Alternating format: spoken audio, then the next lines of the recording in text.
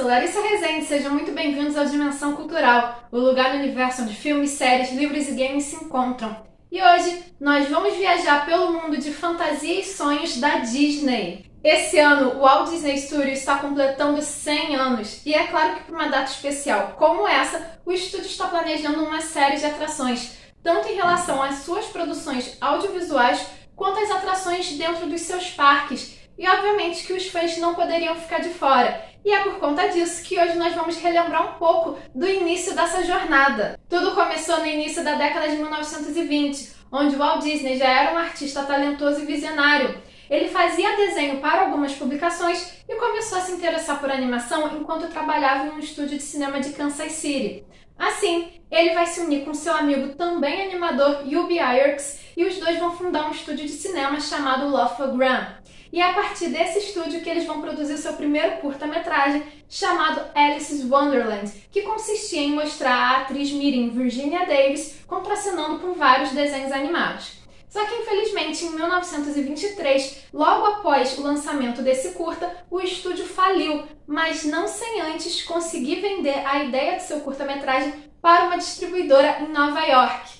Assim, Walt Disney vai assinar um contrato para produzir mais 6 séries da sua personagem Alice, intitulado Alice Comedies, e mais 2 séries de 6 episódios cada uma. Mas antes de assinar esse contrato, Walt vai se mudar para Los Angeles, mais especificamente para Hollywood, para ficar ao lado do seu irmão Roy, que estava se recuperando de uma tuberculose. Nesse momento em que ele se muda para Hollywood, ele convence o seu colaborador Ub Iwerks e a jovem atriz Virginia Davis a também se mudarem para Los Angeles e assim continuarem as suas produções. Nesse meio tempo, Walt Disney e Roy Disney, seu irmão, vão se unir e vão fundar a Disney Brothers Studios no dia 16 de outubro de 1923 para poderem produzir os seus filmes. O estúdio original da Disney ficava na parte de trás de um escritório imobiliário em Hollywood. Só que logo Walt Disney teve dinheiro suficiente para comprar a casa ao lado e alugar toda uma loja para o seu estúdio.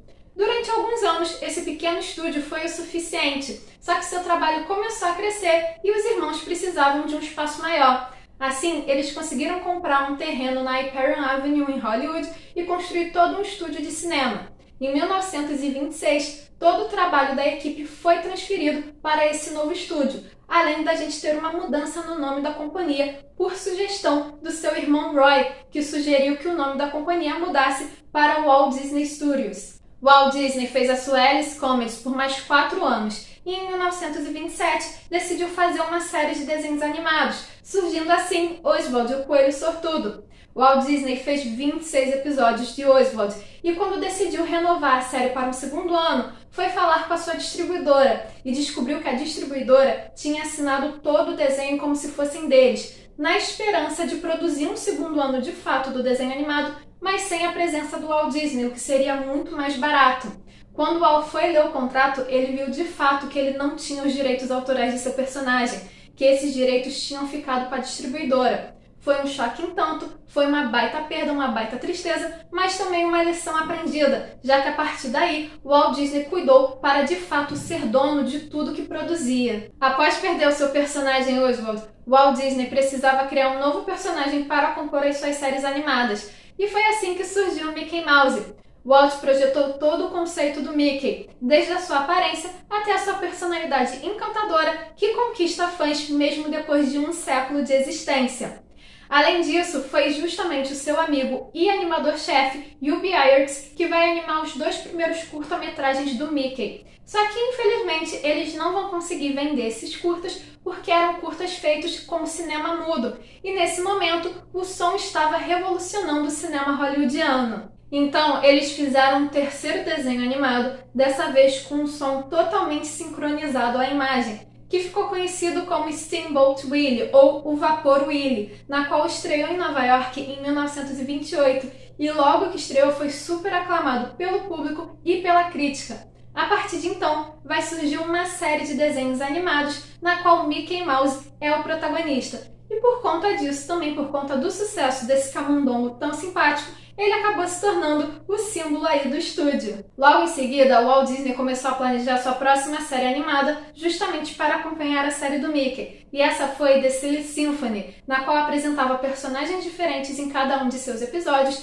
e permitia à equipe de animação do estúdio explorar diversos temas, sair um pouco da ideia de piadas e humor rápido na qual dependia a série do Mickey e trazer um humor que se misturasse à emoção e temas musicais. The Silly Symphony servia como um campo de treinamento para esses artistas. E em 1932, um de seus episódios, Flores e Árvores, além de ter sido a primeira animação colorida, foi a primeira animação a ganhar o Oscar de melhor desenho animado, justamente no primeiro ano na qual a Academia ofereceu essa categoria. E ao longo da década de 30, alguns desenhos da Disney sempre ganhou essa categoria no Oscar. Enquanto os desenhos animados faziam cada vez mais sucesso no cinema, o Walt Disney Studio vai descobrir o sucesso do merchandising, quando o homem em Nova York vai oferecer $300 para o Walt Disney para colocar o rosto do Mickey nos lápis que ele estava fabricando. E a gente tem que lembrar que $300 naquela época valia muito mais do que vale hoje em dia. E como o Walt Disney precisava do dinheiro,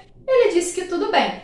E logo em seguida vão surgir muito mais coisas, estátuas, lápis, borrachas, pratos, até surgir o primeiro livro e tirinhas postadas publicadas em jornais do Mickey. Então a década de 30 foi dominada pelo rato mais carismático do cinema. A popularidade dos curtas do Mickey Mouse mostrou ao Walt Disney que estava na hora de fazer um longa-metragem de animação, na qual começou a ser produzido em 1934, contou com mais de 300 artistas e ultrapassou o orçamento em 400% do previsto. Alguns chamaram o projeto de A Loucura da Disney, mas em 1937, Branca de Neve e os Sete Anões estrearam e foi um sucesso de público e crítica, sendo considerada a maior bilheteria da época, sendo ultrapassada apenas 2 anos depois, em 39, por E o Vento Levou. Assim, Walt Disney já tinha uma base firme. Ele viu que os curta-metragens pagavam as contas do seu estúdio, mas os lucros mesmos viriam no futuro com as suas animações em longa-metragem. Desde então, a Walt Disney Company produziu uma série de filmes inovadores e aclamados, evoluindo para uma empresa que possui todo tipo de propriedade de mídia e entretenimento. A partir da década de 50, abriu diversos parques temáticos ao redor do mundo, e nas décadas de 90 e 2000, adquiriu diversas empresas, entre elas a ESPN, a Pixar, a Marvel e a Lucasfilm. Então, o que começou com um grupo pequeno de animadores em um estúdio pequeno produzindo curtas animados, se transformou numa das empresas mais icônicas do mundo, na qual até hoje realiza o sonho das nossas crianças interiores. E vocês já sabiam dessa parte da história da Disney? Existe alguma outra curiosidade dessa época que vocês sabem e eu não falei aqui? Deixe a opinião de vocês aqui nos comentários e não se esqueça de curtir esse vídeo e de se inscrever no canal para continuar acompanhando as nossas aventuras. Nos vemos na próxima!